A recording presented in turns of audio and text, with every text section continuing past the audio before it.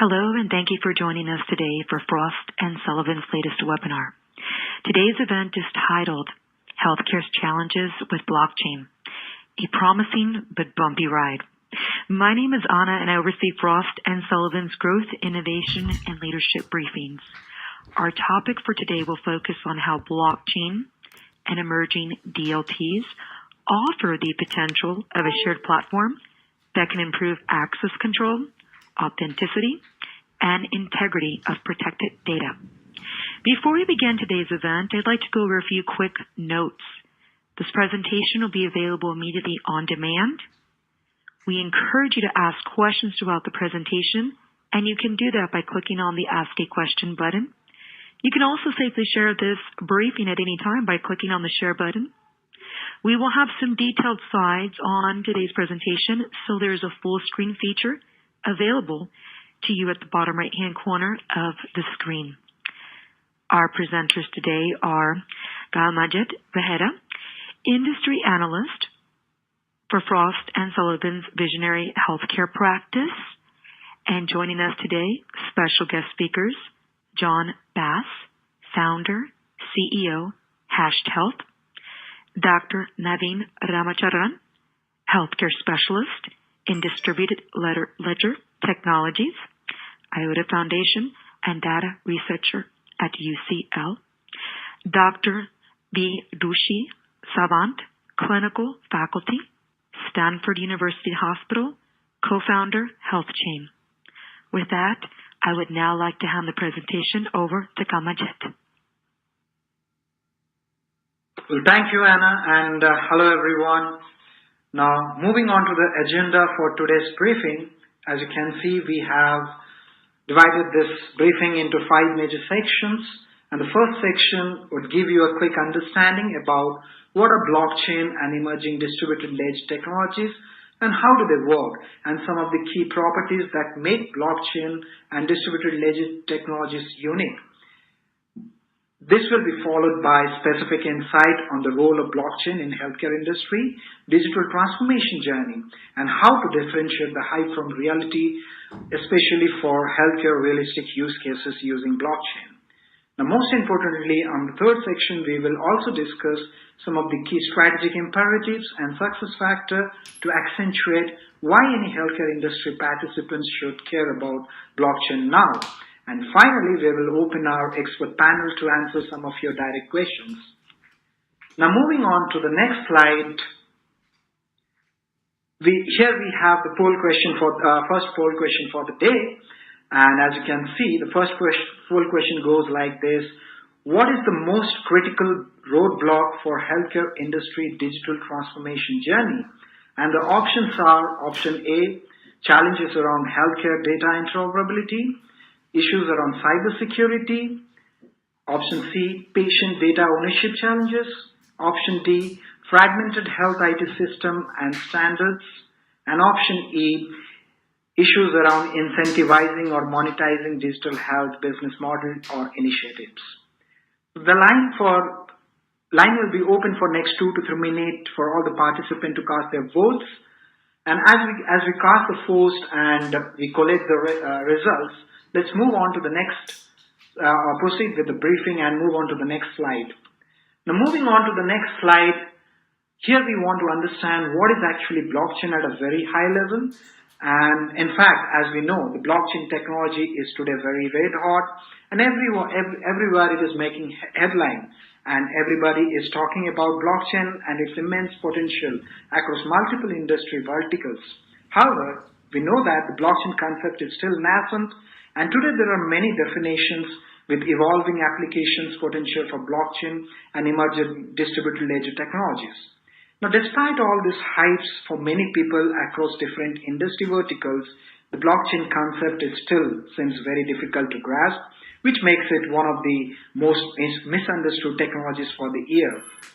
And with this, what we understand that today we are going to unpack blockchain at a basic level and understand what are its implications specifically for healthcare industry and its stakeholders. With that, I would like to move on to the next slide and understand how actually blockchain works. Now, before getting into this illustrative example, let us try and understand what could be the basic definition for blockchain.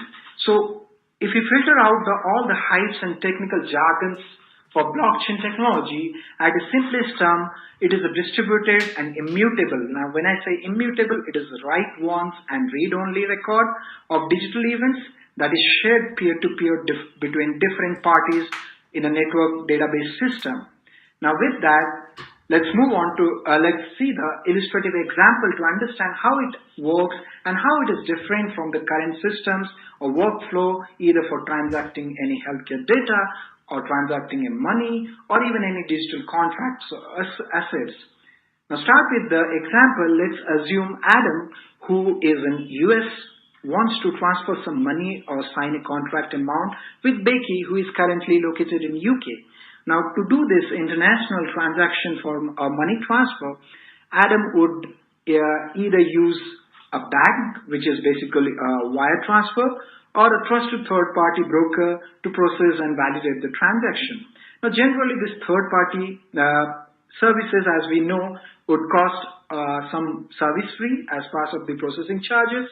And at the same time, they are also associated with some terms and conditions like whether it is inter or intra-bank transactions, whether the exchange rates are applicable or not, what are the minimum amount for the transaction, and so on and so forth. Now, with this complications in terms and conditions and the transaction time required by the banks or any clearing house to process this, generally the turnaround time would be roughly around 1 day to 3 days, depending on the bank or the country to which the transaction is being made. Now, let us assume that Adam wants to use or leverage a blockchain system to do this transaction and transfer the money to Becky.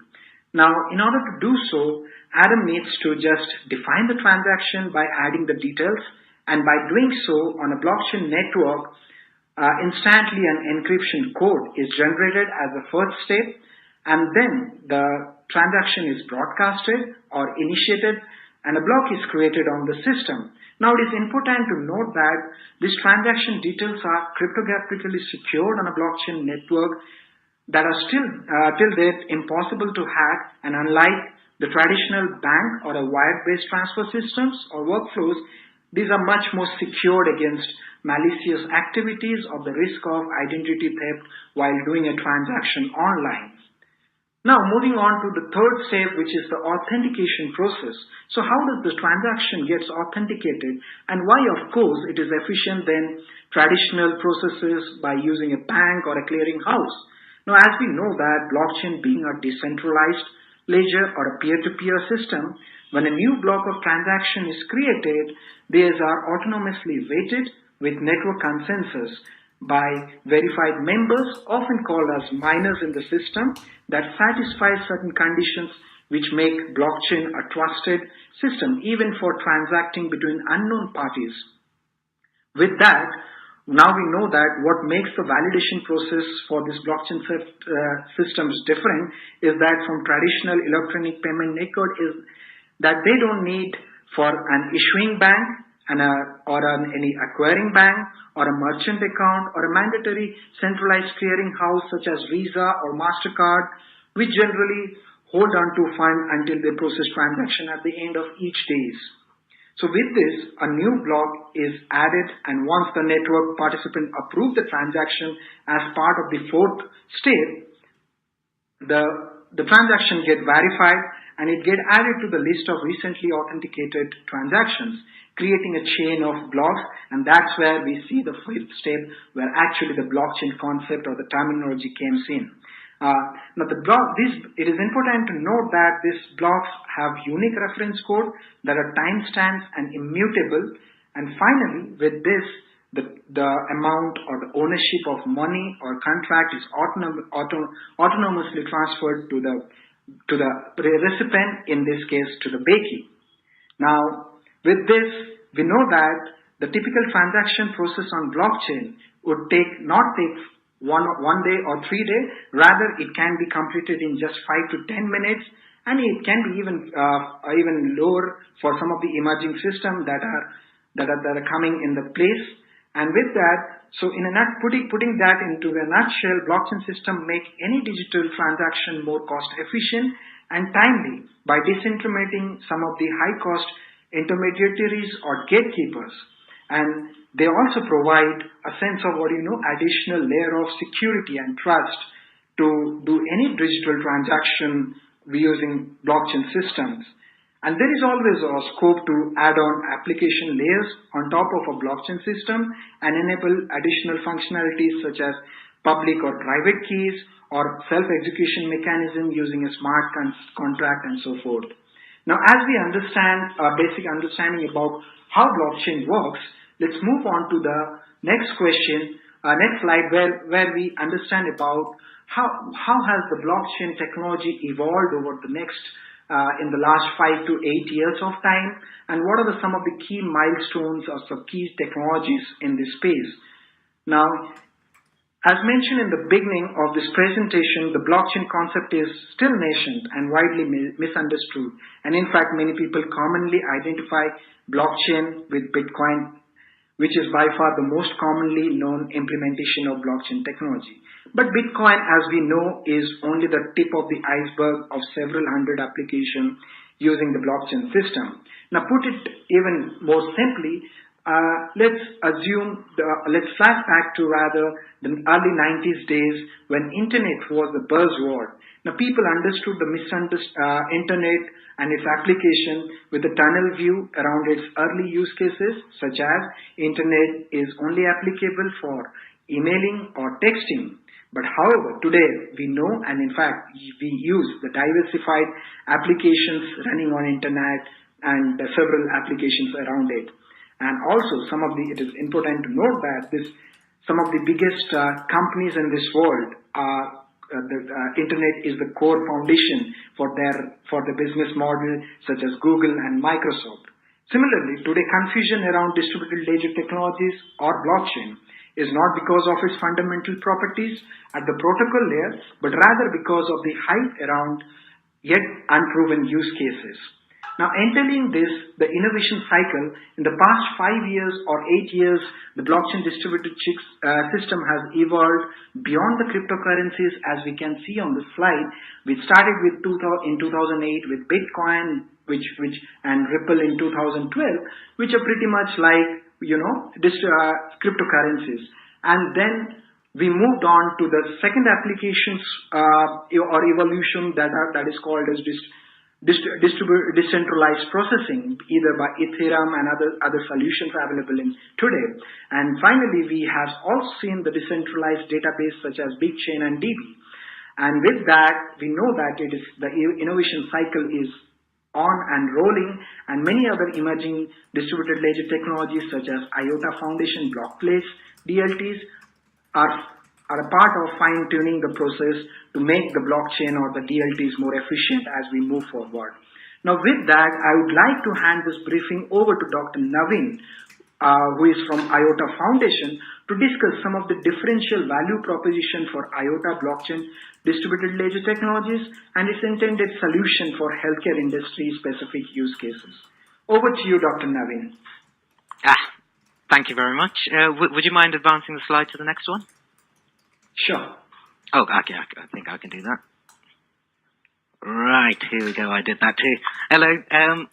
Hi, everyone. I'm Navin Ramachandran. I'm one of the doctors over at UCLH, one of the hospitals in London, and randomly I've got involved in blockchain technology. So if anyone who knows me knows I'm quite a pessimist and a skeptic, and I don't tend to get involved in these kind of things unless I think there's something to it.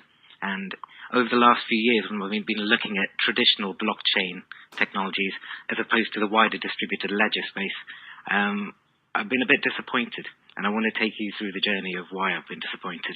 So this first slide is a bit busy, but have a quick look at it. In one corner is a logo of IOTA. In the other top corner is the first thing that drew some attention to me when I was looking first at Bitcoin and Ethereum. So there's two major problems with your traditional blockchains. It's to do with scalability, and it's to do with fees. So when you look at scalability, in the traditional use case where we talk about value transfer, me sending you money, it can make sense. So right now, Bitcoin can process about 7 transactions in the whole world at one point. Ethereum can do, strictly speaking, about 20, but in real world terms, anywhere between 7 and 14 transactions a second. That's not bad, but Visa does at least 4,000 a second, and that's only pure value transfer. I think everyone on this call is looking at its use in healthcare. At that point, we're talking much more than single value transfer. We're talking about storing data securely using the ledger, which means that we will be hitting thousands, if not millions, of transactions a second. So there is a big issue of scalability. And we've already seen this year that the Bitcoin network came down because it can't go over 7 transactions a second. And any time you have an initial coin offering on the Ethereum network, that goes down as well. And I think that's going to be a major issue. And though there's lots of initiatives going at treating that scalability, they're still a long, long way away. And in my eyes, I don't think they ever will scale due to the serial process of a blockchain. Parallel to that, and quite linked to that, is the question of fees. So when we first started looking at this, I started looking at blockchain about 2-3 years ago and how it could be used for data integrity. And at that point, we were talking minimal fees for Bitcoin. The graph in the bottom right-hand corner, that shows you what's happened to Bitcoin transaction prices. So anytime I want to put a bit of data on the Bitcoin ledger, that current value there is $6.83 per transaction, which is an enormous amount.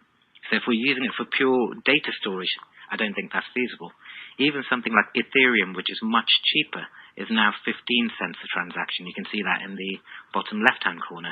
And to put that in perspective, a few months ago, that used to be 3 cents a transaction. And this is a one-way process. They all tend to go up because these currencies are deflationary. And that's just the way it is. So we have this issue with fees and scalability, which I don't think we'll ever overcome. IOTA does it a different way. So the problem with the major blockchains is that you have these miners that we've talked about before, and you have your transactors, the people who want to send money or to store data. And the needs of the two are different. Unfortunately, the miners are different people to the transactors in your traditional blockchain. So the miners always want to increase the fees, and if they can, slow down the network so that they can raise the fees even further. Whereas the transactors want a quick network, and they want minimal fees. The way IOTA does it, and this is what appealed to me the most, is that the person who puts a transaction on also validates 2 other transactions, so that the transactor and the miner at the same time. So there's no split in the value proposition for either party. They both want the same thing. And the way it's set up, we can get into a lot more technical detail, but it's probably a bit too technical at this point. The way it's set up means that there's no transaction fees. So rather than $6.83, you pay nothing. And the way it works in that I validate 2 other transactions means that if I add on 10 transactions, I validate 20 others. So there's a proportional increase in the speed of the network the more people use it. So some people say it's closer to using something like a BitTorrent peer-to-peer network than it is to using the blockchain. So those are 2 major things. I won't talk about offline transactions at the minute. That's not so useful in health at the minute. But over the last 2 years, the network's been set up. It's now, just in pure dollar value, about $4 billion being transacted over it. And the transaction rate, even with a small number of nodes involved right now, we're hitting 182 in the test setting. We've got up to 400 transactions a second. That's compared to 7 or 20. So just from that pure perspective, scalability and fees, I think this technology has something to offer, and that's why I've got involved. As we go on, we'll talk a bit more about it, but it's probably time I hand back to Kamaljit. Thank you, Kamaljit.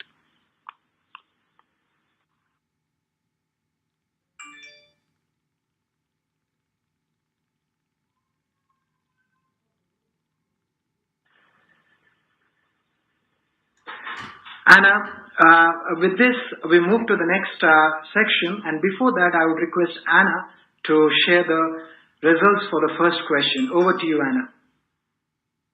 Thank you so much. Now, our results on our first poll question are, it looks like we have 23% indicate health data interoperability, 15% cybersecurity, 15% patient data ownership, and 46% indicate fragmented health IT systems standards. Thank you, Anna. And that's certainly an interesting result, and where predominantly what we seek and comprehend fragmented health IT systems and standards are some of the critical roadblocks for digital journey for healthcare. And in fact, as we proceed, we'll be definitely discussing on that. And just moving to the next sections, here we want to discuss about some of the 6 big themes about around the healthcare digital transformation journey, and understand how blockchain could mitigate or fill some of the gaps in the existing ecosystem for healthcare digital transformation. Now, with this, providing a background, what we have seen and observed in the last few 5 to 10 years, 10 to 15 years, is that has been a momentous shift in the healthcare industry in terms of digitization or digital democratization of care delivery models. And this has made this 6 themes, what you see on this slide, a strategic priority for every healthcare industry participants as they strive to find the trade-off between risk and reward of going digital or investing in any technology or system. Now, we will discuss how potential application of blockchain provide timely solution to mitigate that. In order to do that, I would again invite Dr. Naveen to throw some light how blockchain could help us to mitigate some of the challenges around health data interoperability issues. Over to you, Dr. Naveen. Right. So again, I'm a skeptic with many things. I got into medical IT initially via the interoperability angle. So I've been involved in data modeling with constrained information models, terminologies, ontologies for the last few years. And just looking at the reasons why we find it so difficult to share data from one hospital or a primary practice clinic with another. I think people often underestimate just how complex the situation is. And the easiest option, so you have people on the ground who have to deal with the day-to-day grind and just get on with it. They have to deal with bad data to start with. You have to deal with very different systems between hospitals and other providers and try and share with that, and actually bad communication systems. So even if I want to send it from you to you, some places, the only method that's allowed is faxing, which is ridiculous. So we're moving on from that to electronic communication. The next step that happens is what is interoperability? I can send you a PDF document of everything that's happened in your care. I've interoperated with you, but actually will you be able to do much with that if that's a 1,000-page PDF document? Probably not. So the next step we talk about is semantic interoperability, which means if I send you data, will your computer automatically understand it and your system import it and put it in the right place? So it knows that when I send you the data that, say, this patient has an allergy, and that it stores it in the allergy part of that patient's record. So semantic operability is where we want to be. Whenever we start talking about blockchain, a lot of people say, yep, that's going to solve the interoperability issue. And I say, wait. I say, yes, it will give you a nice method of delivery. It will give you a lookup table to say, this is stored here. And if you want to find this data about this person, you look there. But it's going to give you no more. What it will also give you is that immutability, which I think is very important. So I think what we need to talk about, and we'll get to that in the Q&A, I'm sure, is the strength of the DLT, which are going to be the immutability. And on top of that, you can build your access management, and it will act as a marker to where the data is, but it will never be a true semantic interoperability layer. I think we've got to get away from that. And I think that's all I need to say at this point. Thank you, Dr. Naveen. Now, moving on to the next theme, obviously what we understand is value-based care or reimbursement. Now, in fact, with the current surging healthcare budgets and emerging value-based reimbursements arrangements are shifting healthcare industry from what we call volume-based to value-based models. However, with inconsistent health outcome reporting, inefficiencies with claim education process, insurance notarization, or medical billing frauds, this type of inefficiencies create critical bottlenecks and leakages in the system. Now, with this background, I would invite John Bash from Hash Health to provide his view how blockchain could mitigate or help us in this digital decentralization journey, at the same time help us to justify the value to the much anticipated data-driven outcome-based regime. Over to you, Dr. John. Hey, thanks, Kamalji. Here in the U.S. and in many places around the world, there's a sense that we've kind of taken our traditional fee-for-service healthcare model as far as it can go. The costs are just rising too quickly, and we're not getting value for the dollars we're spending on healthcare.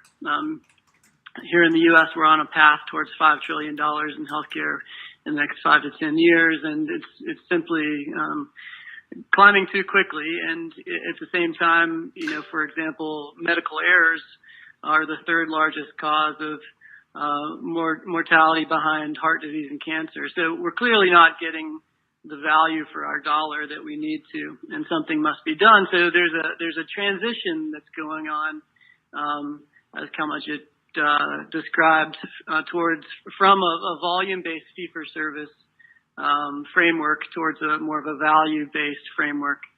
And there are examples that have shown promise over the last 5 to 10 years, such as bundled payment programs. They've shown promise in helping us achieve what we call the triple aim, which is improving patient experience, improving the health of populations while reducing costs. Bundled payment specifically is a good example. It is the switch from fee-for-service towards a bundling of an episode of care.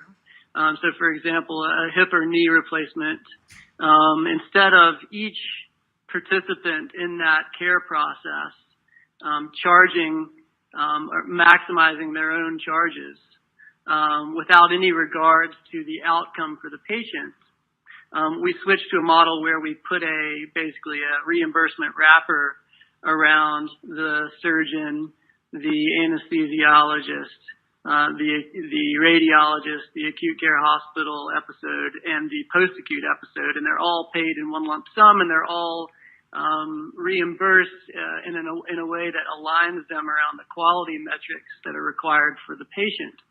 So, it makes a lot of sense. But there are fundamental weaknesses in bundles.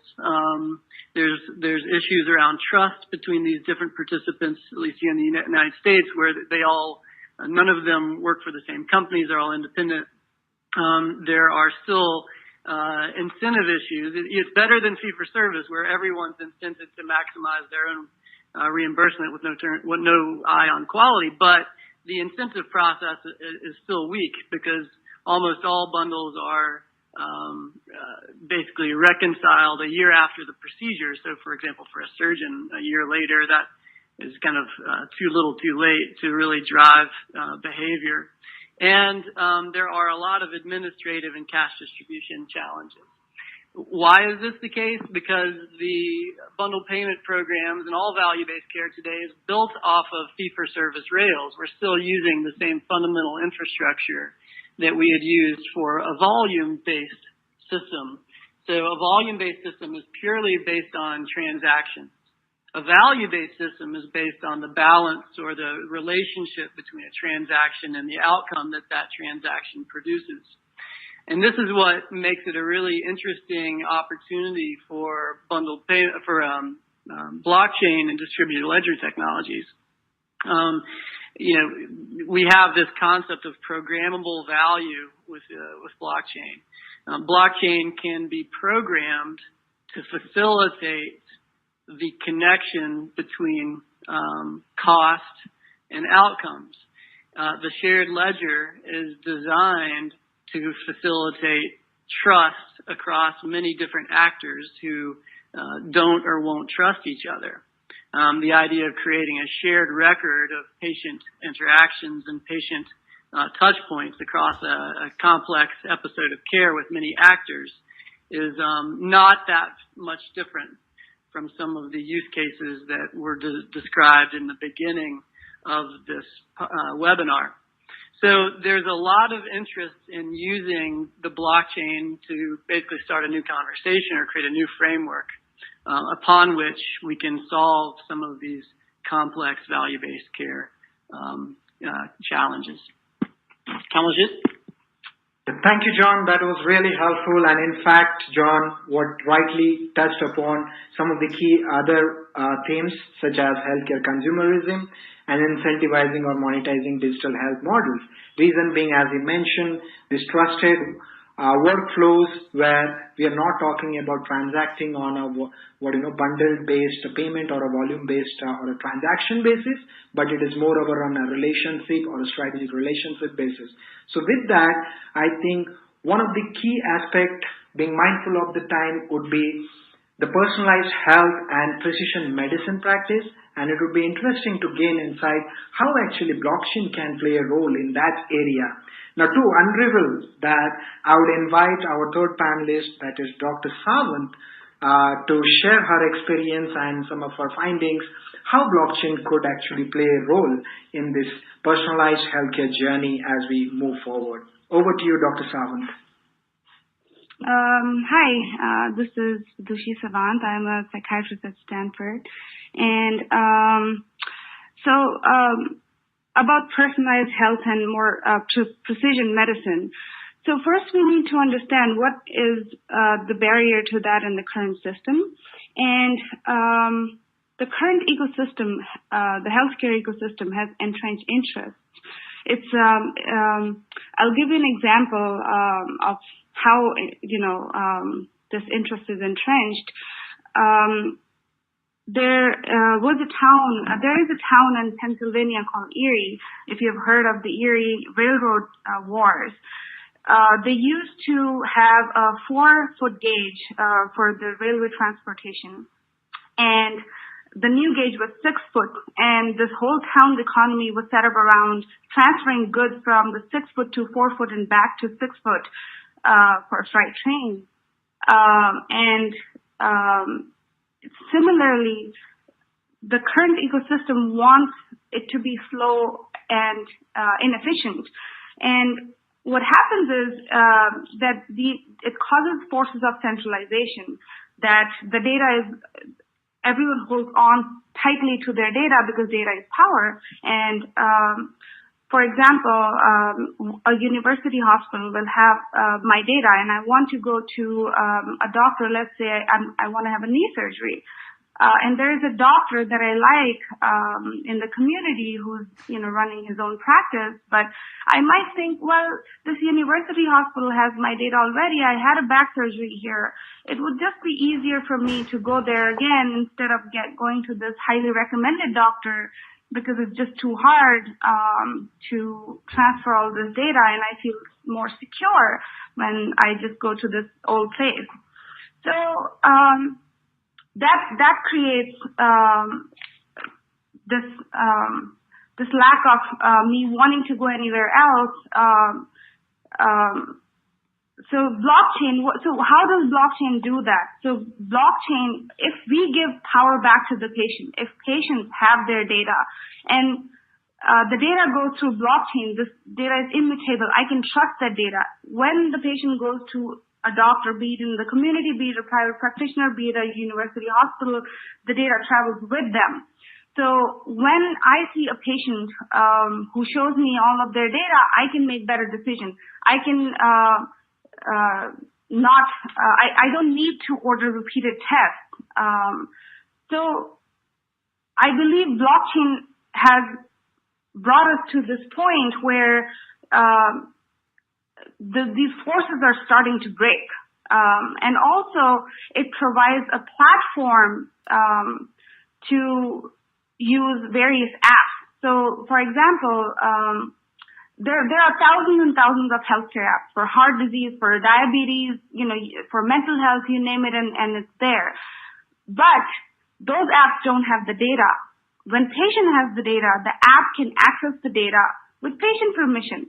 So there is no concern with the privacy laws because the patient is willing and letting the app access that data, and the app is working better if the patient lets it access the data.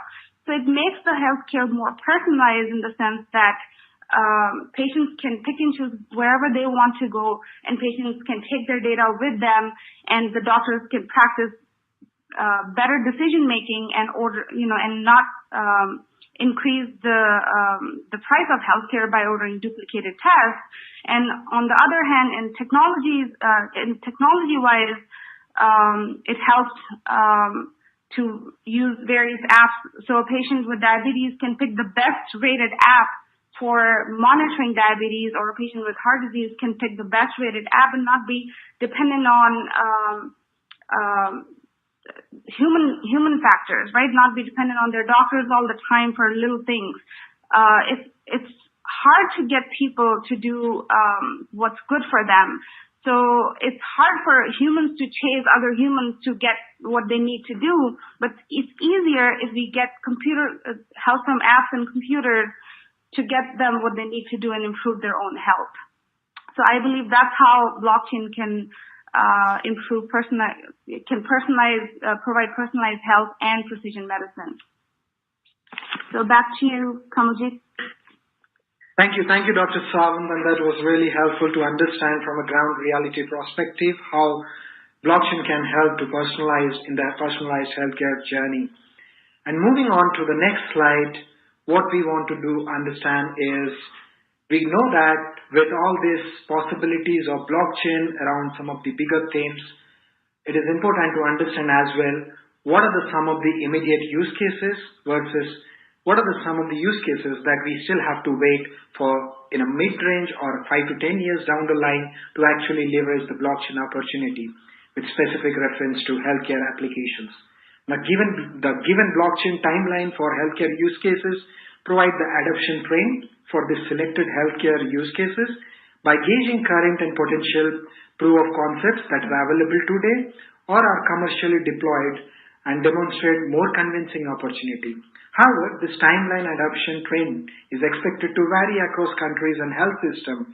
Now, to take an example, for the use case like national health or medical records, when we talk about a country like US, where the data management system is quite fragmented with different EHR vendors holding the data ownership and different HIEs holding the data ownership, it's difficult to realize that with blockchain today or tomorrow or next year. But definitely it is feasible with a country like Estonia, who have already secured their more than 1 million citizens health record with blockchain using guard time solutions. And similarly, we are for other use cases like claim adjudication, revenue cycle management, billing management. It has been declared recently by 2007, end of 2017 or 2018. Some of the leading companies such as Change Health, Pocketed Dog, GEM are expected to commercially deploy this type of solutions, leveraging their current systems and services. Now, in fact, with this new possibilities, it is important to understand blockchain being a network-driven system. Partnership would play a critical role, and the role of consortium is critical to build solutions or to scale the solutions, as Dr. Naveen suggested, to scale the solution from across the healthcare industry stakeholders. Now, to understand the role of consortium and other use cases that are in the pipeline or can be leveraged in the near term, I would request John Bosch to share their experience from his consortium working experience with different companies, startups, and so on and so forth. Over to you, John. Yes, thanks. Kamaljeet, did you want to do a poll question? Okay, we'll go on to this. The consortium conversation is primarily geared towards the enterprise. The enterprise who is, in general, honestly struggling to find direction in terms of their blockchain strategy. So one of the things these consortiums sooner or later will realize, and Hash Health is trying to help them realize this sooner rather than later, is that without a network, the product that you build is really just an expensive academic exercise. You can easily go spend $500,000 for a short-term project only to have that sit on a shelf and not be moved to meaningful use. Without a network, the product is at risk of not being commercially successful. And so what we at Ash Health do is we focus as much of our energy on the network as we do on building products, because we know that to make those products meaningful, you need a network around it. Our consortium is made up of a number of different work groups focused on solving business problems in a collaborative way.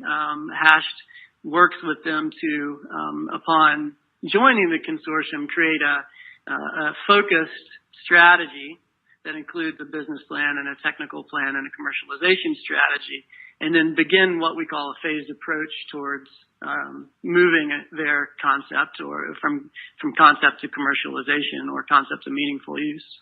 And we do this in a way that's kind of protocol agnostic. So, Dr. Naveen had some great points earlier about some of the traditional challenges around some of the protocols that are out there. After starting with the Bitcoin blockchain and then introducing the Ethereum blockchain, we now have a lot of different protocols and platforms out there that are designed to solve some of the problems that Dr. Naveen outlined. And so what we would recommend to our members and to all of you listening is that you make sure that you choose the protocol or the technology based on the business problem that you're trying to solve. It's not a one-size-fits-all world out there. There's lots of different configurations and privacy and security and permissioning solutions that are available to you. And I wouldn't, recommend that you try to build everything on one technology or one protocol or one middle layer.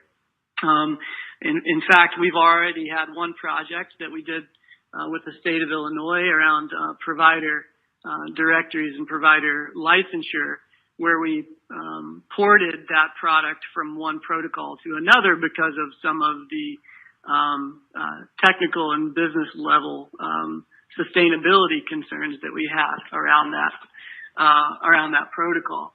And so what we try to do is we try to wrap ideas, the concepts and services, and then move those as efficiently and effectively to meaningful use as possible with a phased, low risk, low barrier to entry approach for our customers.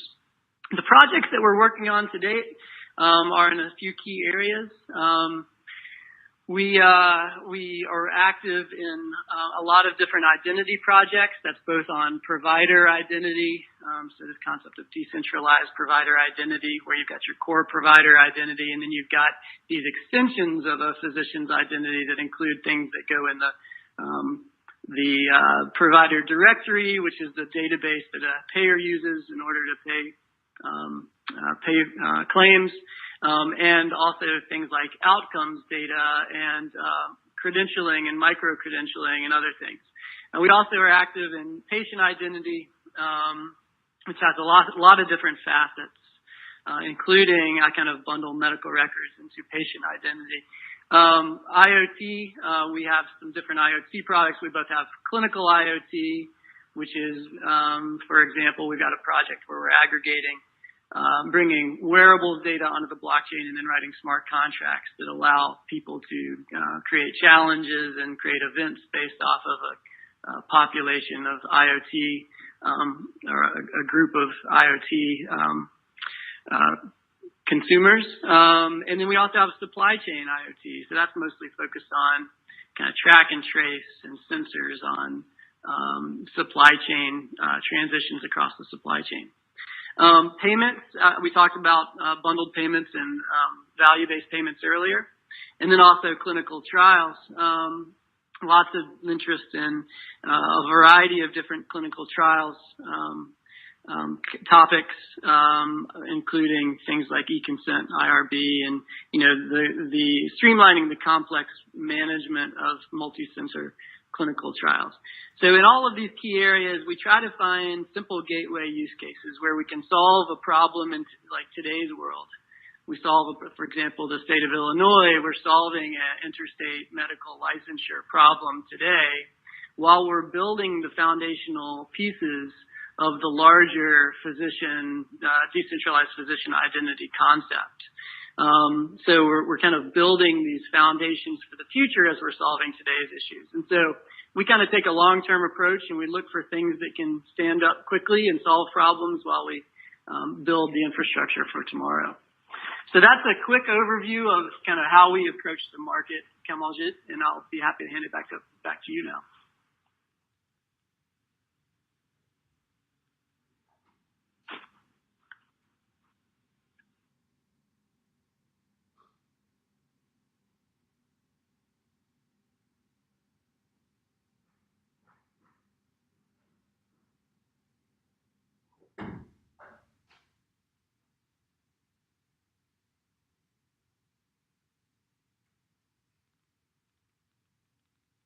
Hello, Kalmajit. Over to you, please. Yeah, sorry. Now with that, thank you, John. Now that we know how blockchain works and some of its promising health use cases, we'll now try to understand some of the strategic imperatives for individual health stakeholders. Now, being mindful of the time, we'll just touch base on 2 or 3 stakeholders. Now, to start with, I would invite again Dr. Navin to quickly share about how health systems or hospitals can actually or can expect to use some of the use cases in the near term, and as well as what can be some of the deployment challenges as they make this strategic decision, and what can be the return or the ROI for them while implementing blockchain. Over to you, Dr. Navin. Okay, so healthcare systems. So we're thinking about how this would work across the whole region and how different parties would get involved. So there's an example we've got here that we've set up. Well, we're in the middle of setting up in Norway with a few different institutes in Oslo, which looks at exactly what we were talking about, a central ledger of all the information, and then the data stored separately to it, and then how people interact with it. Getting anything like this across a whole system, a healthcare system, is incredibly difficult. And the issue has been that people have tried unilaterally and failed again and again. So the approach we're doing is similar to what's happening in Hashed Health, but a slightly different tack in that we're going for a sandbox approach, in that just like with the financial industries, we're saying, okay, all the interested parties come together, everyone has a commercial stake in it, so we're not trying to take away people's livelihoods, put them together, using the technology all together and figuring out how it works best for them, and getting the regulators in early. So the aim there is that everyone gets to use it in a sandbox environment where nothing is dangerous and people have less to lose, and with small investments, people can get used to the technology. The regulators who are not used to the new technology get used to what it can do, what it can't do, what the potential pitfalls are, and get ready for true deployment. So from the systems approach, I would always encourage that kind of stance. So we're doing that in Norway. We're trying to get that set up similarly in Finland and in Estonia. And we're chatting to the EU Commission about similar setups in other locations too. And I'm obviously trying to get it done in London too. So take away from that, don't do it in isolation. Everyone has to have a reason why they're involved, and you've got to get the regulators in early. Right, thank you, Kamaljit. Thank you, Dr. Navin. That was really helpful. Now, moving to the second stakeholder, when we talk about payers and insurance companies, definitely we discussed there are a lot of immediate use cases and some of the companies are going to deploy in this year end or next year. So with that in mind, I would invite John again to throw some light. What are some of the deployment challenges, and what can be the ROI if anyone like a payer or an insurance company plans to implement blockchain solutions? Over to you, John. Sure. A couple of we've talked a lot about some big concepts, and things like medical records and claims, and those are exciting things. And what you gotta do is you gotta break those down into pieces again, and try to find ways to have short-term projects that drive value as you kind of build towards these larger solutions. Because no one in the short term is expected to throw away their traditional databases or throw out their existing processes. We have a lot to prove with blockchain before we can expect things like that to start happening. So specifically for health plans, a couple of examples of projects that we're working on, just to kind of give you as takeaways. One is the wearables project I looked at earlier. So it's interesting to look at how wearables data can give you this kind of streaming information on a patient's compliance to a protocol or a patient's activities, of course, with their consent.